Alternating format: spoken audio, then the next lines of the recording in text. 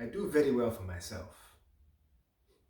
3 years in this country, I turned from a poor boy from cartoons, me, me, into a very rich businessman with as much cash as a thick deck of playing cards. With English, a language almost as beautiful as my own, with this language, I learned how to figure out in this new country the different ways of doing things, seeing the world, the different foods, the huge portions of food, the amazing size of buildings. And also, if I must say, to be honest, the fantastic cleavage of women everywhere. Oh, my God! Let me speak on this for a moment. What is in the water that makes these women here so admirable to look at?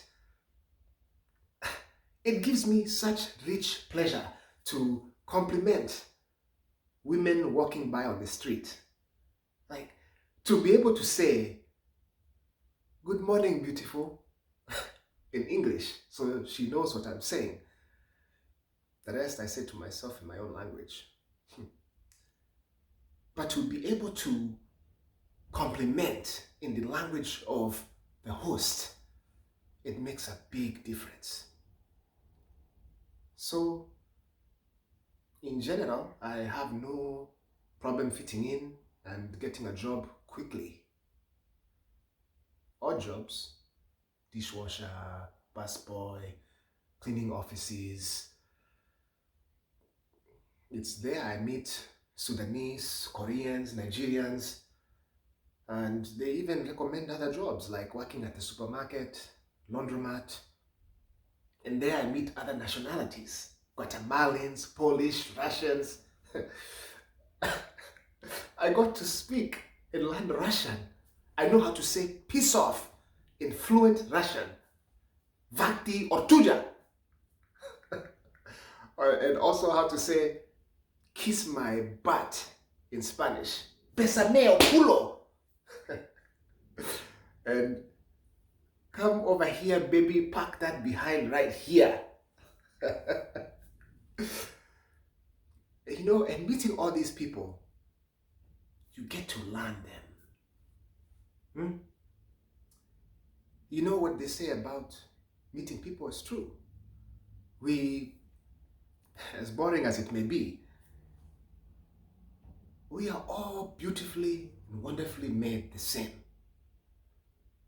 The reason there's so much quarreling is because we see ourselves in the way others act. And we know we can be so hard on ourselves. But that is not what I want to speak to you about, at least not in this way. I want to tell you about how I became rich, very rich.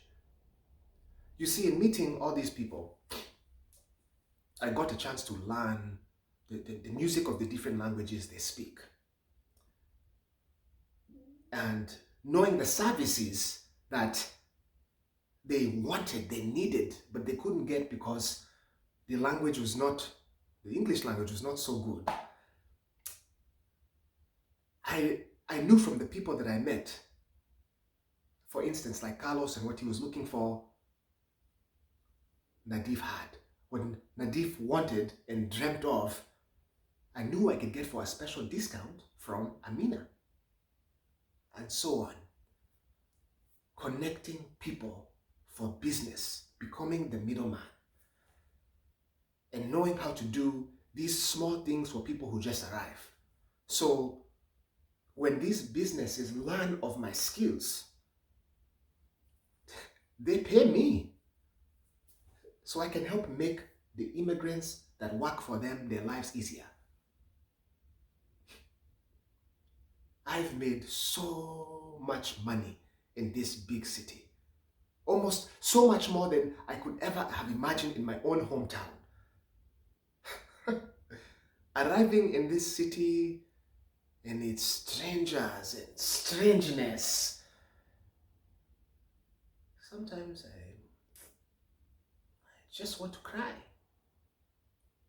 But in spite of it,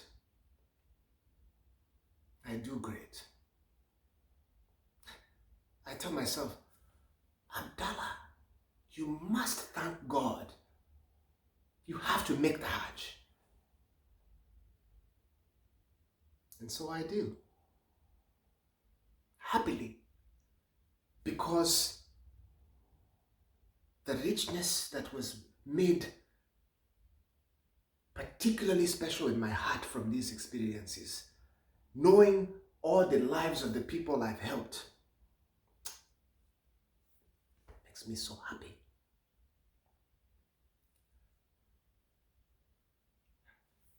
Unfortunately, the boat that was carrying me from the Red Sea to Mecca, the boat was too small for so many, and it sank.